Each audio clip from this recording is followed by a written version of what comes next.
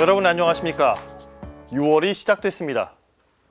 6월은 예수 그리스도의 마음, 즉 성심을 묵상하는 예수 성심 성월입니다. 잘난 사람이든 부족한 사람이든 모두를 받아주시는 하느님의 무한한 사랑을 드러내신 예수 그리스도의 마음을 더 깊이 묵상하는 때입니다. 또 이번 주일은 부활식이 마지막 날인 성령 강림 대축일입니다. 예수님께서 승천하신 뒤 성령께서 내리신 사건을 기념하는 날입니다. 성령은 삼위일체 하느님의 세 번째 위격으로 인간을 성부께 이끄시는 하느님의 영입니다. 성령은 진리의 하느님으로 신자들의 영적 생활과 일치에 근본적인 힘이 됩니다. 코로나 팬데믹으로 너무나 힘들고 아팠던 일상과 신앙생활이 본래의 자리로 빠르게 돌아가고 있습니다.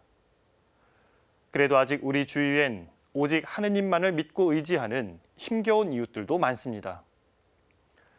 하느님은 인간에게 십자가를 주셨지만 또 이를 이겨낼 수 있는 어깨도 함께 주셨습니다. 주님께서는 우리가 만든 편견과 차별의 십자가를 짊어지셨습니다. 지금 우리에겐 어떤 어깨가 필요할까요? 주님만이 구원이고 힘이고 또 굳셈입니다. 고생하며 무거운 짐을 진 너희는 모두 나에게 오너라. 내가 너희에게 안식을 주겠다. 무한한 사랑의 원천이신 예수님의 성심과 함께 서로에게 사랑을 호소하는 6월 되시기를 바라며 CPBC 주간 종합 뉴스 시작합니다.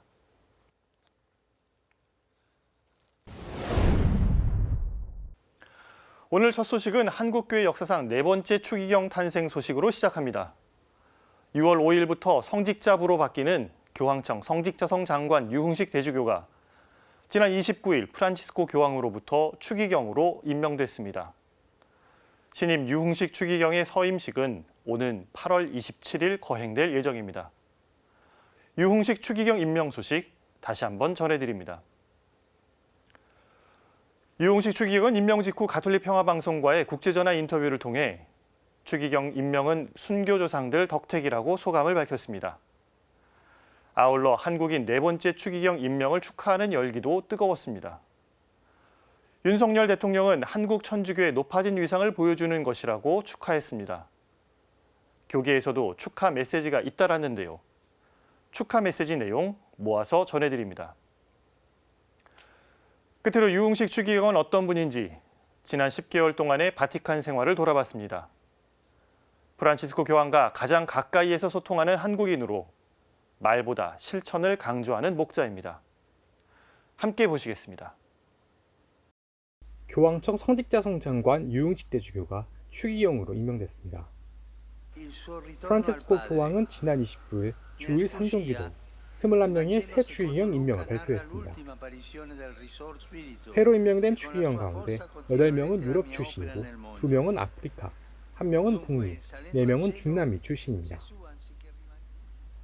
아시아에선 유흥식 대주교와 몽골 울란바토르 지목구장 조르조 마렌고 주교 등 6명이 추기경으로 임명됐습니다.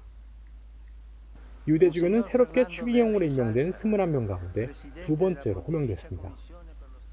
Ecco i nomi dei nuovi cardinali. Monsignor Lazzaro Yu Heung-sik, prefetto della Congregazione per il Clero. 유흥식 신임 추기경 등 새 추기경들의 서임식은 오는 8월 27일 성 베드로 대성전에서 거행될 예정입니다. 프란치스코 교황은 새 추기경 임명 발표와 함께 새 추기경들을 위한 기도를 청했습니다. 한편 유 신임 추기경의 임명은 교황청 성직자성 장관 임명 때부터 예견되어 온 일이란 게 세간의 평가입니다.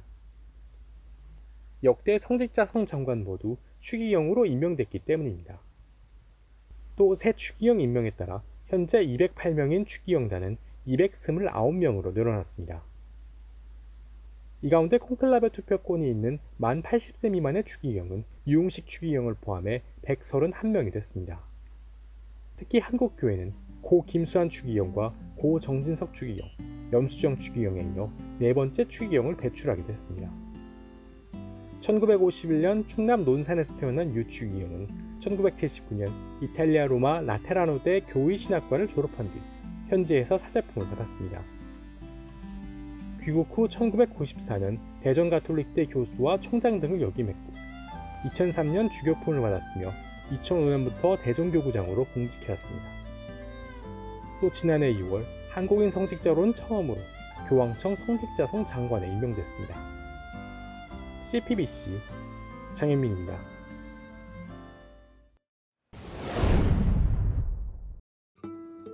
한국천주교회 역사상 네 번째 추기경에 임명된 유흥식 라자로 추기경.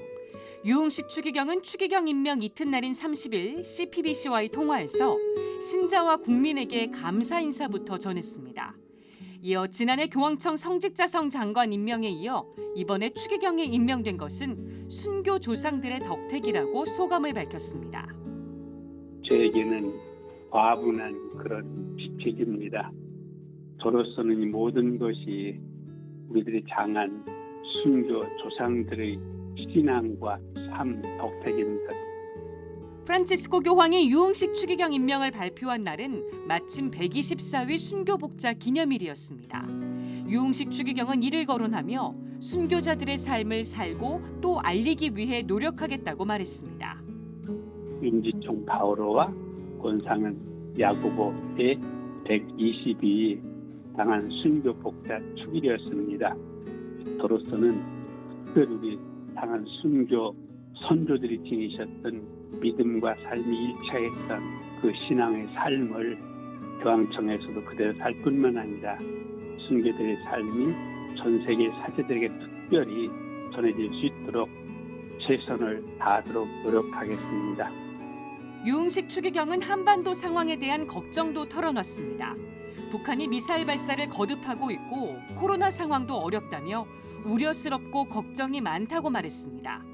그러면서 같은 민족인 우리는 모든 방법을 동원해 북한의 어려운 이들을 돕는 일을 찾아 나서야 할 것이라고 밝혔습니다.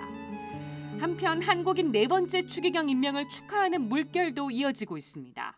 윤석열 대통령은 어제 유흥식 추기경에게 전화를 걸어 한국인으로서 첫 번째 교황청 장관 출신 추기경 탄생은 한국 천주교의 높아진 위상을 보여주는 것이라고 축하했습니다. 이어 가난하고 소외된 이들을 위한 빛이 되어주고 대한민국과 세계 가톨릭 교회를 위해 큰 역할을 해달라고 요청했습니다. 교계 인사들도 유흥식 추기경 임명을 축하했습니다. 염수정 추기경은 유흥식 추기경이 교황을 잘 보좌해 세계교회에 큰 도움이 되길 기도한다며 축하 인사를 전했습니다.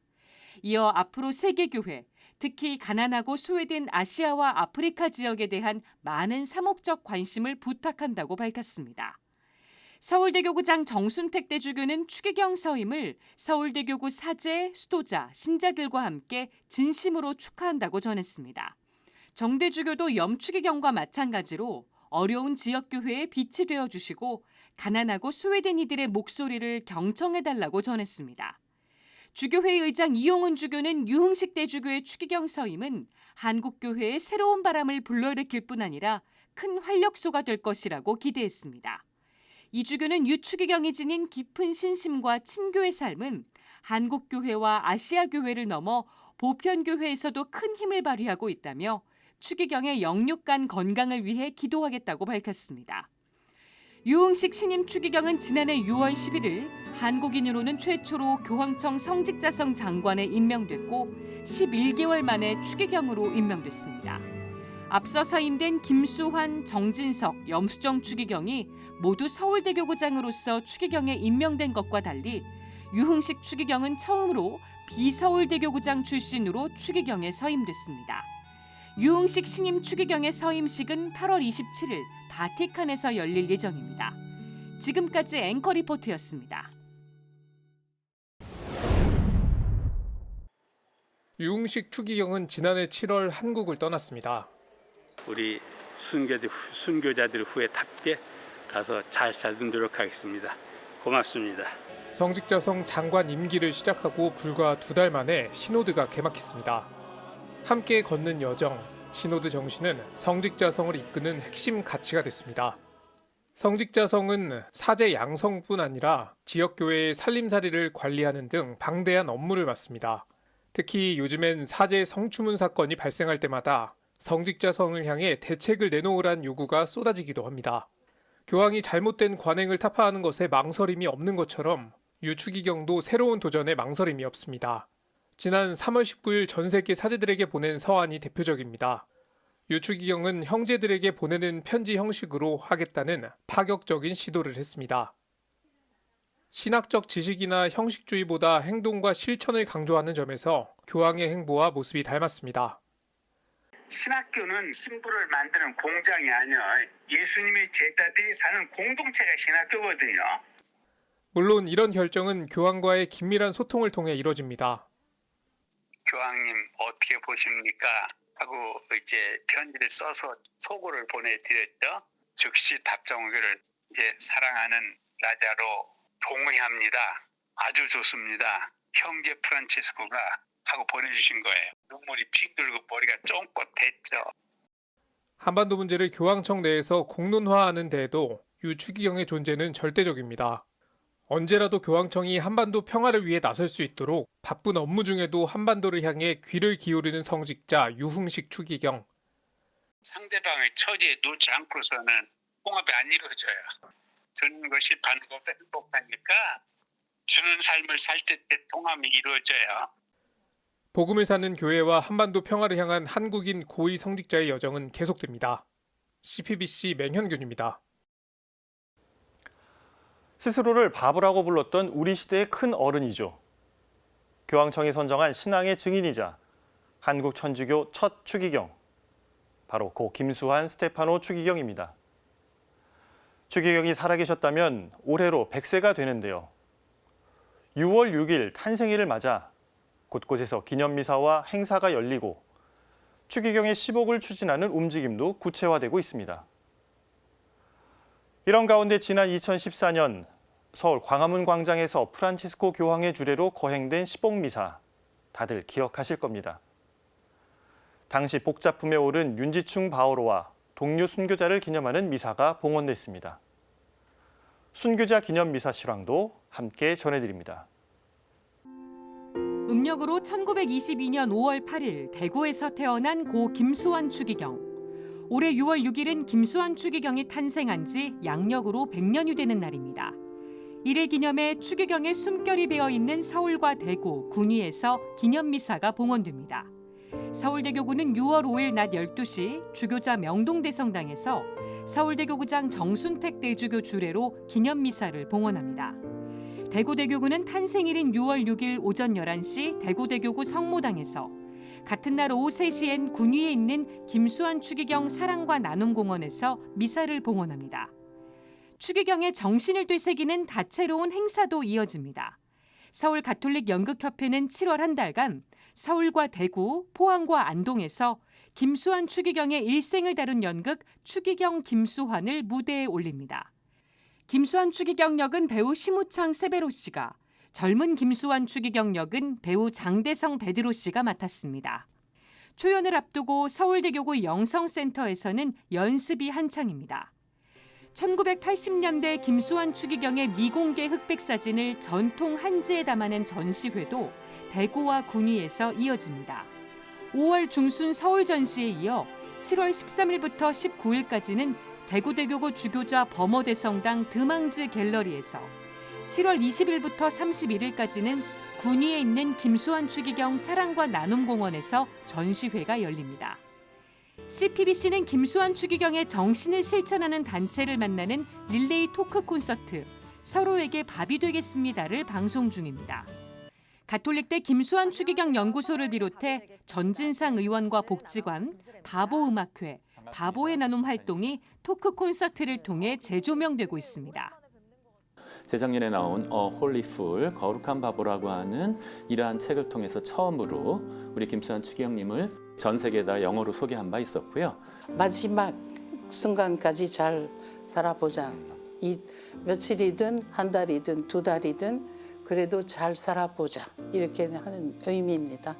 자기 용돈 내는 아이들도 있었고, 할머니가 그 자기 고쟁이 아까 얘기한 것처럼 고쟁이에서 꺼내서 내신 분도 계시고 한데, 그런 분들이 한 분 한 분 모여서 커진 것 같아요. 탄생 100주년을 맞아 김수환 추기경의 시복을 위한 움직임도 구체화되고 있습니다.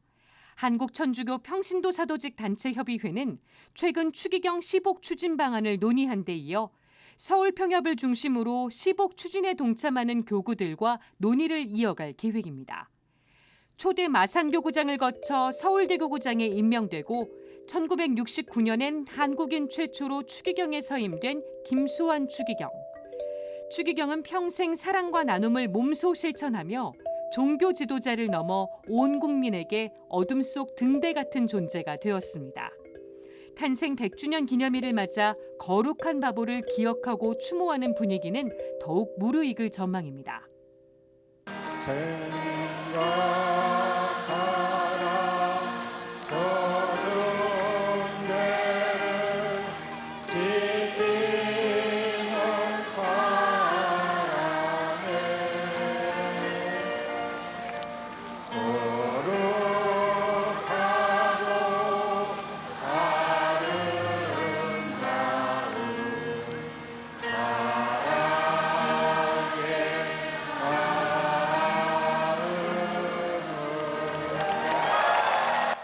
지금까지 앵커 리포트였습니다.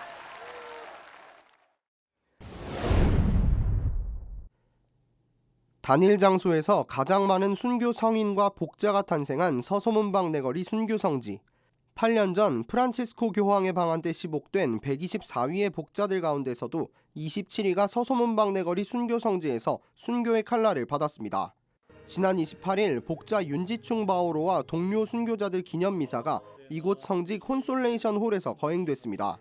미사를 주례한 서울대교구장 정순택 대주교는 강론에서 엄격한 신분 사회 속에서도 하느님의 질서를 따르고 사랑의 공동체를 구현했던 신앙 선조들의 모범을 재조명했습니다.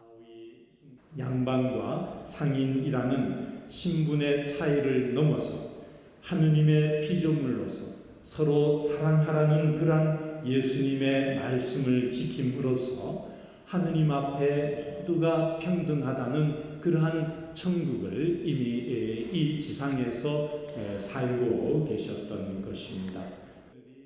정 대주교는 신앙 선조들로부터 전래된 이후 2세기 넘게 민족과 사회 그리고 인류 구원을 위한 사명을 수행해온 한국 교회의 역할을 강조했습니다. 이어 분열과 대립, 차별이 짙어지고 있는 사회 속에서 이제는 복음의 모습을 살아야 한다며 신앙 선조들이 보여준 보편적 형제애를 구현하는 것이 교회의 숙제라고 말했습니다. 우리 신앙의 선조들께서 몸소 실천하셨고 보여주셨던 보편적인 형제애를 우리 안팎으로 구현해낼 수 있도록 우리 믿는 이들인 신자 모두가 먼저 앞장설 것을 다짐해야 하겠습니다. 미사가 거행된 서소문방 내거리 순교성지 조성에 힘을 기울였던 염수정 추기경도 미사를 공동 집전했습니다. 염추기경은 서소문방 내거리 순교성지는 보석과도 같은 곳이라며 이곳에서 순교한 선조들처럼 복음을 증거하며 살아갈 것을 당부했습니다.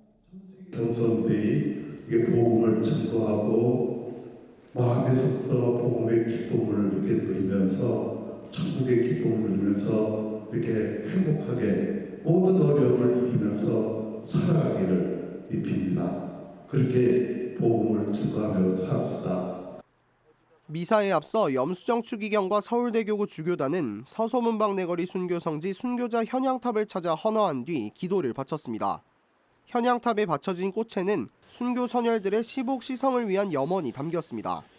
한편 한국천주교회는 매년 한국 124위 순교복자 기념일인 5월 29일 복자 윤지충 바오로와 동료 순교자들 기념미사를 봉헌해왔습니다. 올해 기념일은 주님 승천 대축일과 겹쳐 하루 전인 28일 기념미사가 거행됐습니다. 사회적 거리두기 지침이 해제된 이후 거행된 이날 미사에는 교구사재단을 포함해 630여 명의 신자들이 참석해 신앙 선조들의 모범을 기억했습니다. CPBC 김형준입니다. 프란치스코 교황이 최근 성소수자 공동체를 지원하고 있는 미국인 사제의 질문에 손편지를 보냈습니다. 지난해에 이어 벌써 두 번째인데요. 교황은 하느님은 그 누구도 버리지 않으신다며 성소수자를 위로했습니다. 어떤 내용인지 보시겠습니다. 예수회가 제작하는 누리집 아웃리치입니다. 프란치스코 교황이 지난 8일 스페인어로 쓴 손편지가 공개돼 있습니다. 미국에서 성소수자를 위한 사목 활동을 펼치고 있는 예수의 제임스 마틴 신부에게 보낸 겁니다. 편지에는 가톨릭 성소수자 신자들이 자주 묻는 3가지 짤막한 질문에 대한 교황의 답변이 담겼습니다.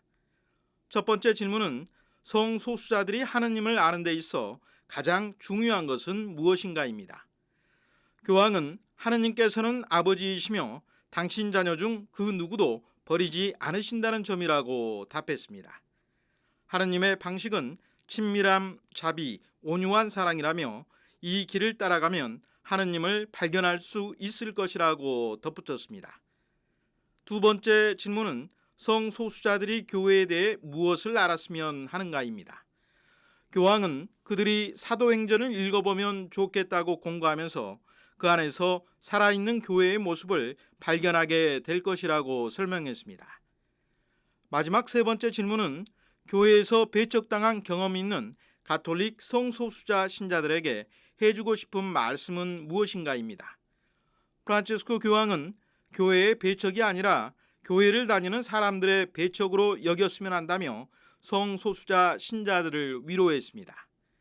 이어 교회는 어머니이며 당신의 모든 자녀를 불러 모은다며 복음에 나오는 혼인잔치의 비유를 들어 설명했습니다.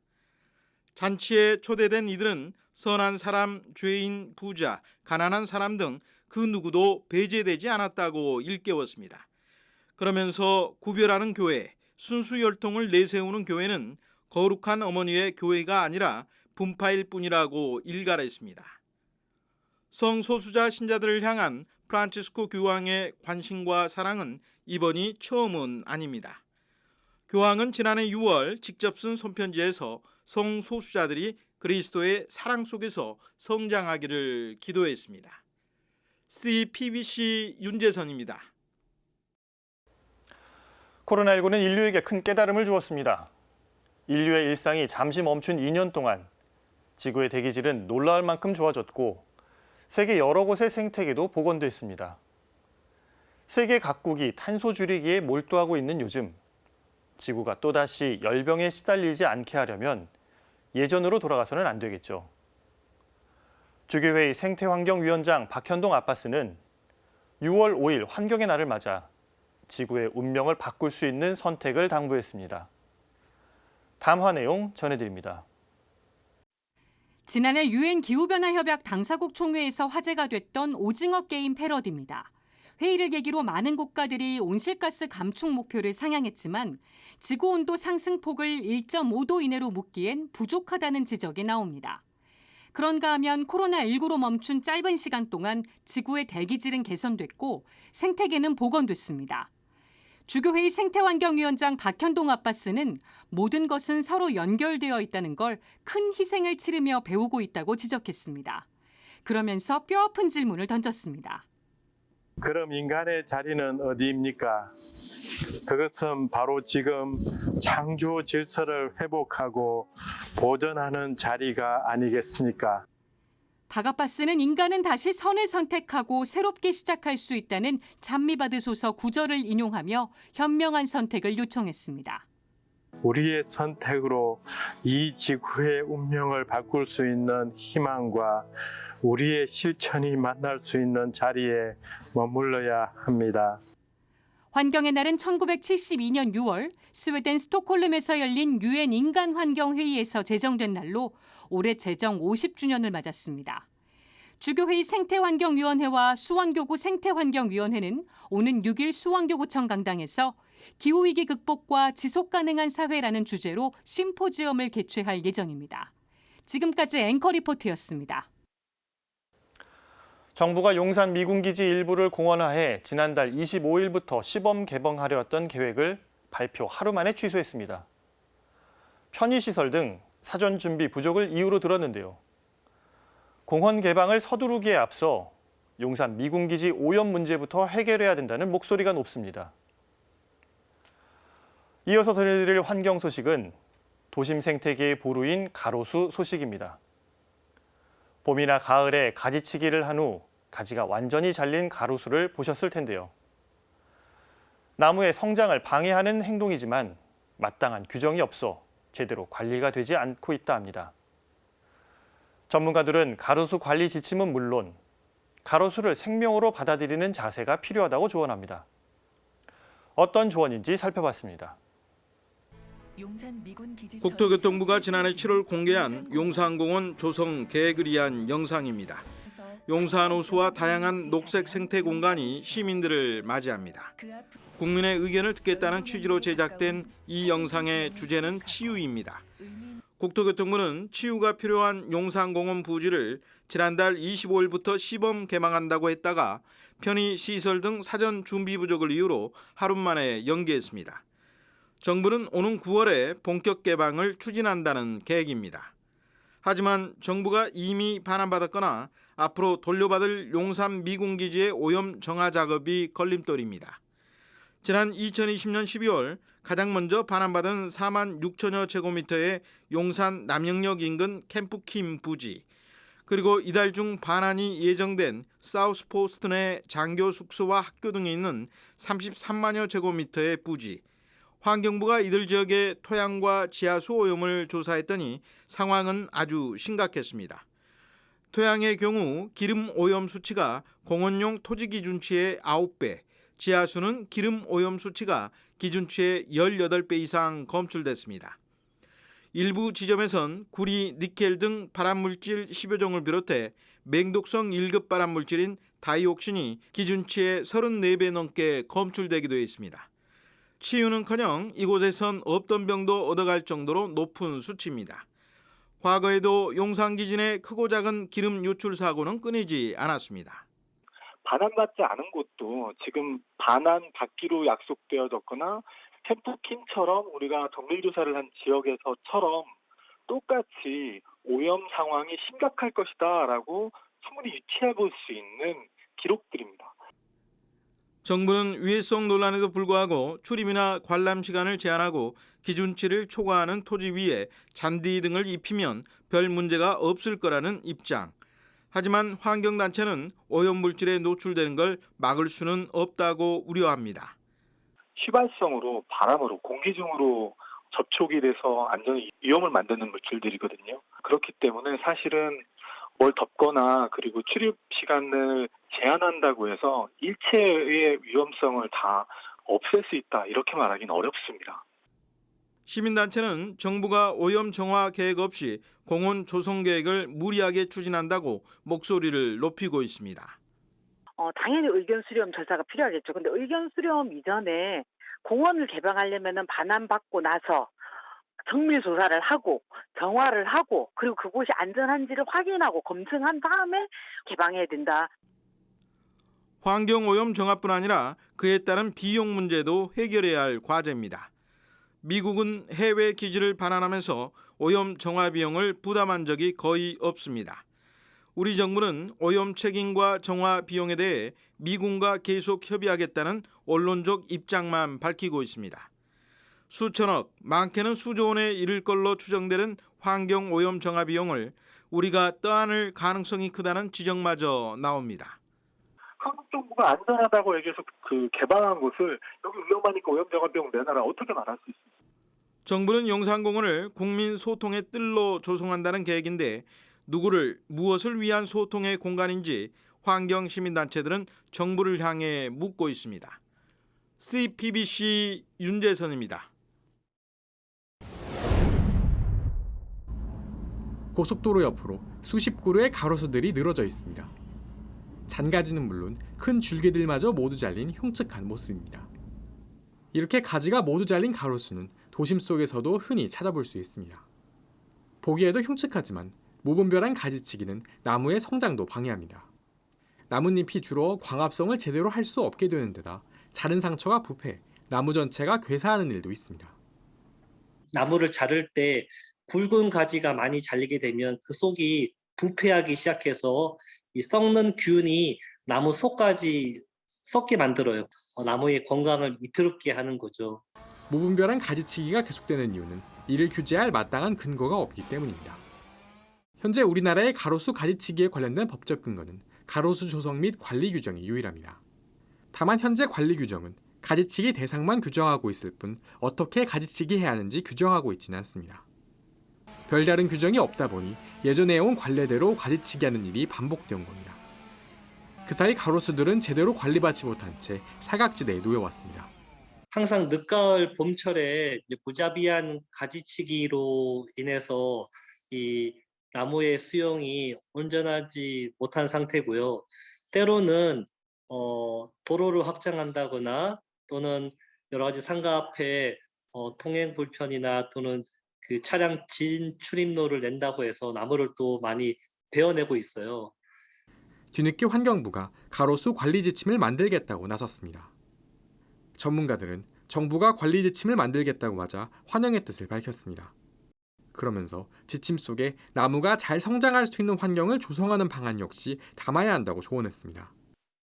구체적인 매뉴얼과 기준을 지자체 담당자와 작업자들이 잘 배울 수 있도록 교육을 해야 되잖아요. 그래서 나무가 안정적으로 잘 살아갈 수 있도록 뿌리를 보호하고 토양 환경을 개선하고 하는 생육 기반의 개선도 아주 매우 중요합니다. 도심에 사는 생물의 보금자리 역할을 하는 등 도시 생태계의 중추 역할을 해온 가로수. 최근엔 가로수가 미세먼지를 줄이고 도심의 폭염을 막는 역할까지 하고 있다는 게 알려지면서 그 중요성이 더욱 커지고 있습니다.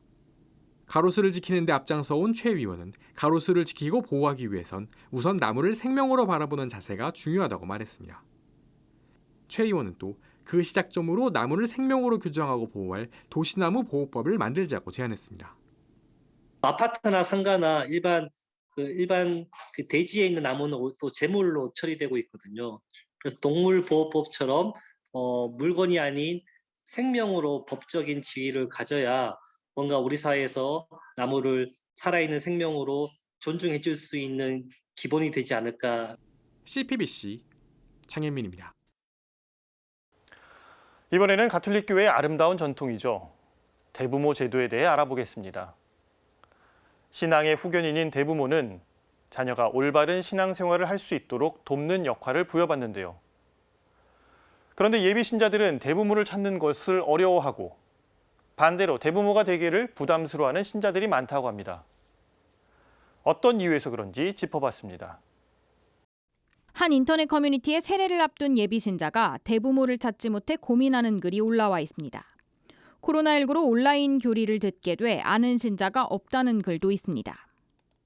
가톨릭 교회는 세례를 받을 때 대부모를 정하도록 하고 있습니다.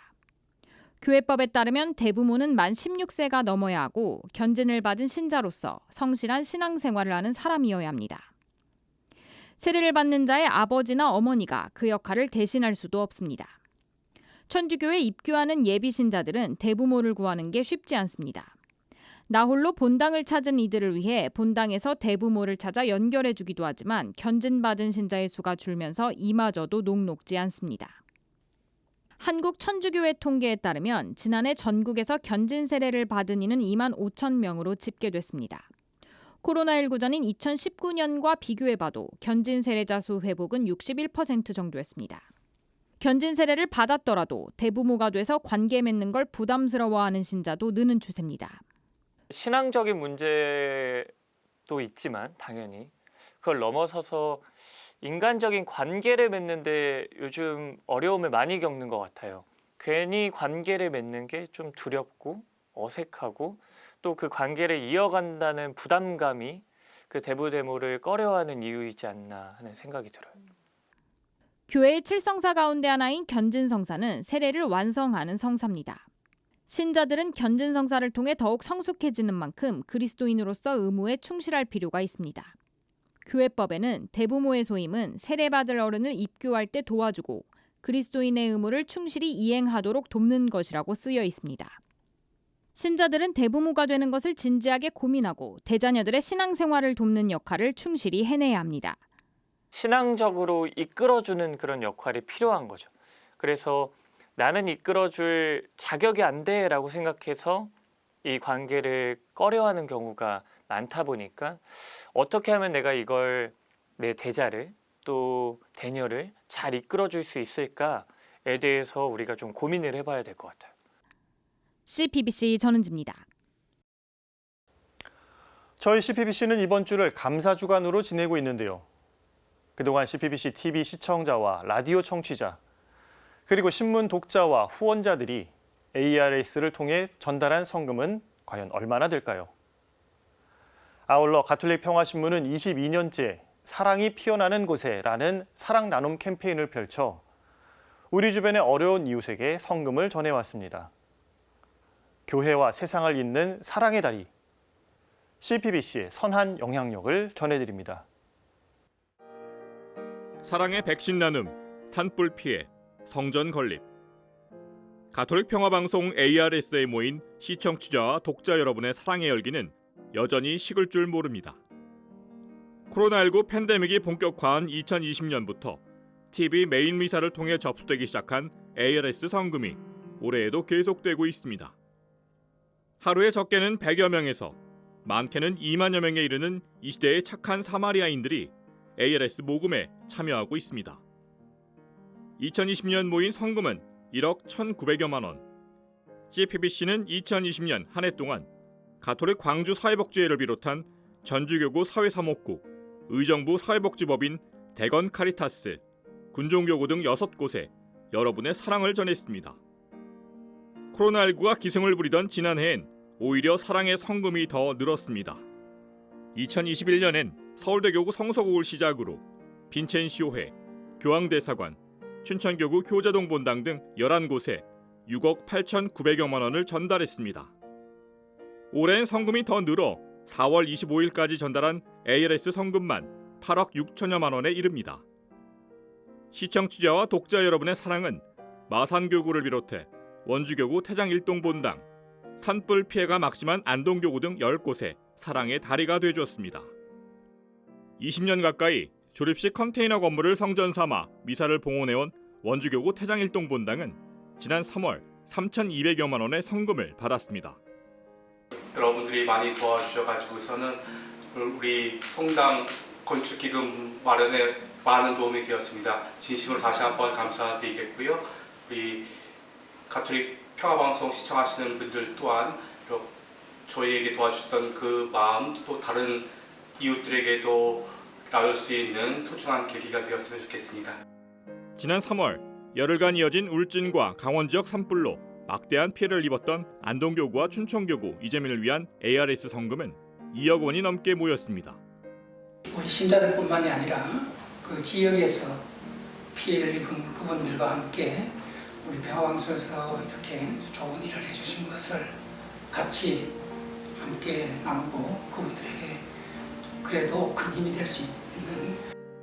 지난 2년간 ARS 누적 성금 금액은 16억 7,600여만 원. 2022년 4월 25일 현재 27곳에 전달했습니다.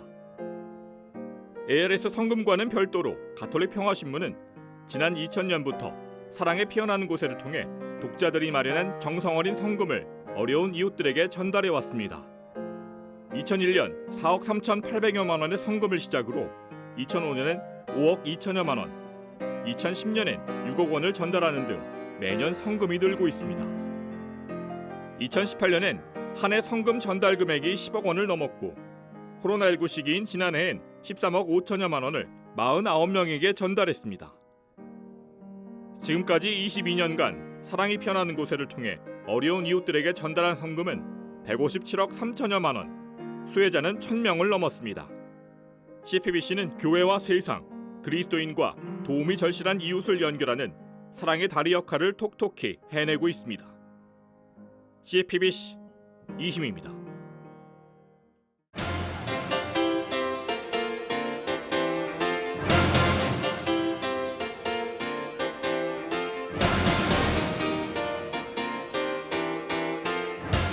문재인 대통령은 퇴임 후 자신이 지낼 곳으로 기존에 사저가 있던 경남 양산의 한 시골 마을을 택했습니다.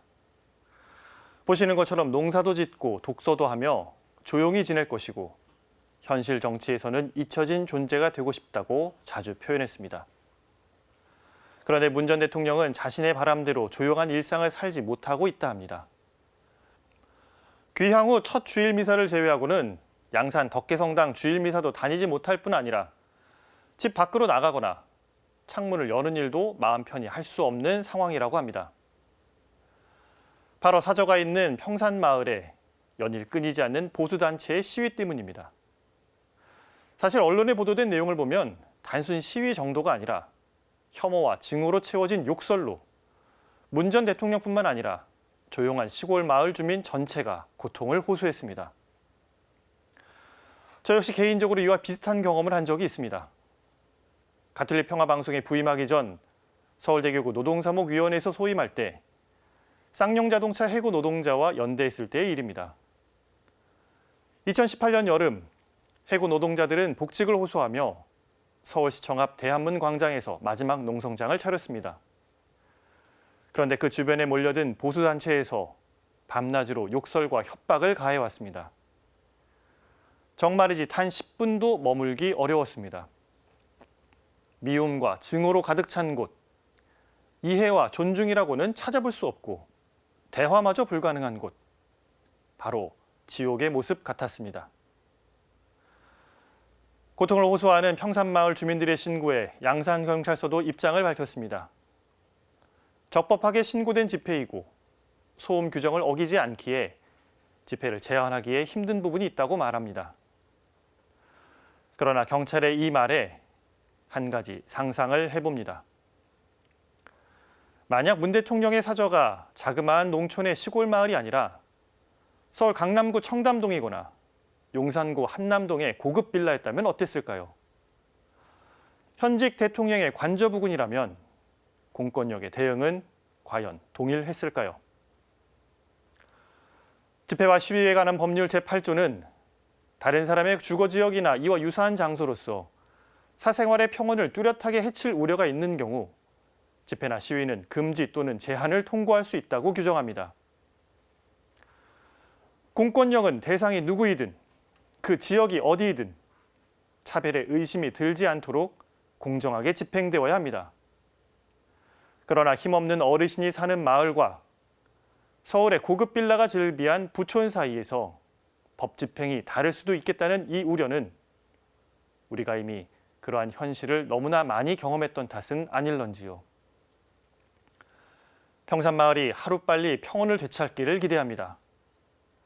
그리고 보수냐 진보냐를 떠나 혐오와 저주의 말들로 우리의 소중한 일상 공간을 지옥으로 만들지 말기를 바라봅니다. 오늘 사제의 눈은 평산마을이 청담동이었다면입니다. 공권력의 임무는 스스로 보호할 수 없는 가장 약한 이들의 권리를 우선 지켜주는 것에 있음을 기억하며 오늘도 평화를 빕니다.